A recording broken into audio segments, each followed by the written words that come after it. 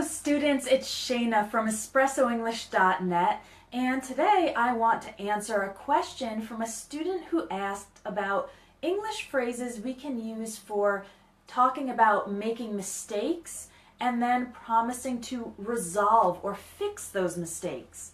So before we start, I want to remind you that with the word mistake, we use the verb make, not do. So always say, I made a mistake, and don't say, I did a mistake. Okay? Simple. You can remember it because it's an M for make and an M for mistake. I made a mistake. Got it?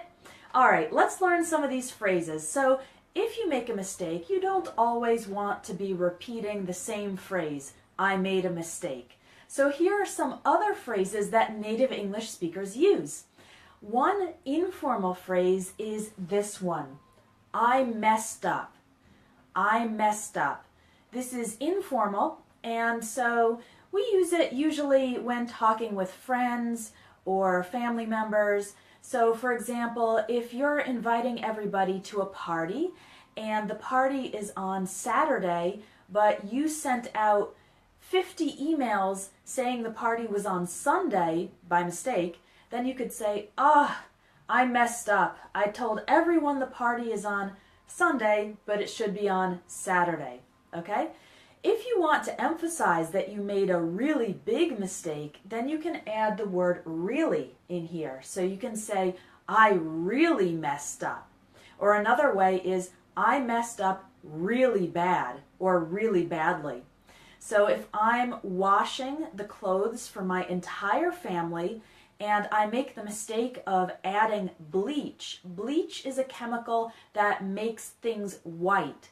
So if I accidentally add bleach when washing the clothes and I ruin everybody's clothes, so all the colors are gone, all the clothes now have white spots, then I could say, oh man, I messed up really bad when I added bleach to the laundry.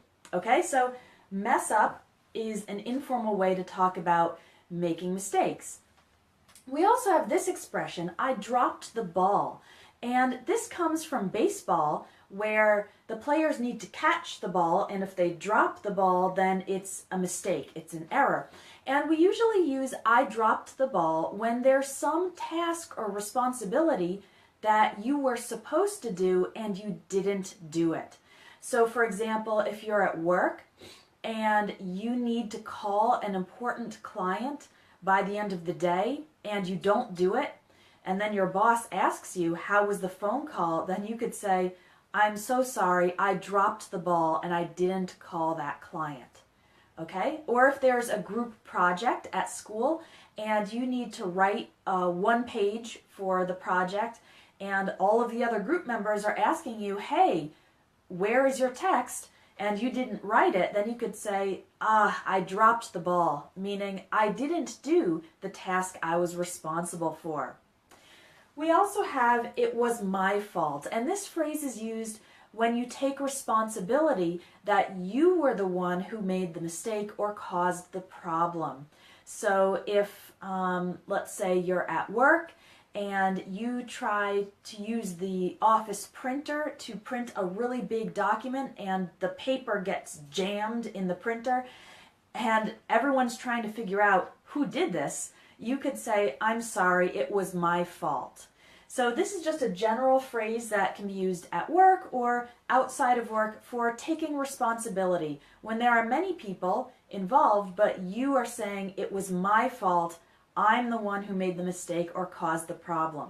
All right? So now let's learn some phrases. After you have admitted your mistake, what can you say after that? You can say, I'm sorry, or sorry about that, but there are some other phrases you can use as well.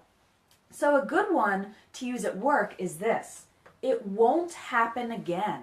So if your boss finds out you made a mistake, you dropped the ball, and you want to promise your boss that you're going to be more careful in the future, then you can say this, it won't happen again. This just shows that you are very determined to improve your work, improve your behavior, and you are promising that you will do better in the future and saying that the mistake or the problem won't happen again.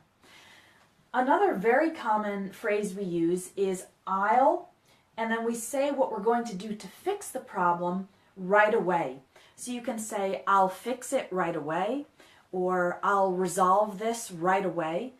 In the example I gave earlier, when there was an important client that you didn't call, you could say, I'll call the client right away. Right away means immediately or very soon in the future. So this phrase shows that you are going to take action to resolve the problem immediately, all right? So this can make other people feel better because you admitted you made a mistake, but now you're taking action to resolve the problem. And if you really want to show that you are going to invest a lot of effort in fixing this problem, you can use this expression. I'll do everything in my power to resolve the problem. I'll do everything in my power to make the client happy. Okay, so this is just a way to give extra emphasis to the fact that you are going to do everything, make many efforts to fix this problem, to make things right, and to make up for or compensate for your mistake. Okay?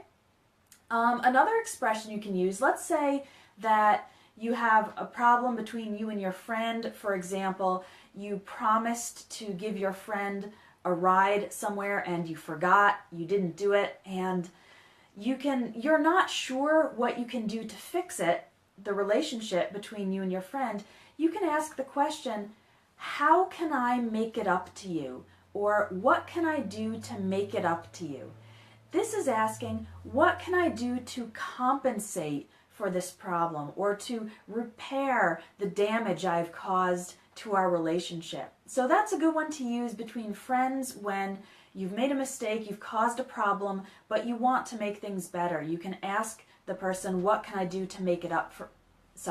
You can ask the person, what can I do to make it up to you? That means compensate you for this problem I have caused. All right, so I hope this gives you a better idea of some phrases you can use for making mistakes and then making up for the mistakes or promising that the mistakes will be fixed or compensated for. And I'd like to help you improve your English even further so that you don't make many mistakes when you talk. So if you'd like to keep studying with me, then please check out my courses. There's a link in this video, and I've got courses on many areas of the language, from business English to vocabulary, speaking, listening, and much more. So click on the link, read about my courses, and I hope to see you inside. Thanks for watching today, and I'll see you in the next video.